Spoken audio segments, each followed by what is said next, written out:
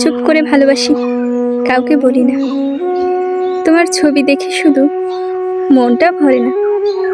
হাজার গল্প জমে আছে, বলা হয় না আজ। তুমি যে দূরে চলে গেছো, সে এক বিষাদ সাজ। তুমি ছিলে হাসির কারণ, চোখের তারায় ঝিলিক। আজ সেই চোখে জমে থাকে নীরব অশ্রু চিনিক। একটু ফিরে তাকালে বুঝতে কি পারতে না, যে মানুষটা হেসে চলে সে ভেতরে মরে যায় না।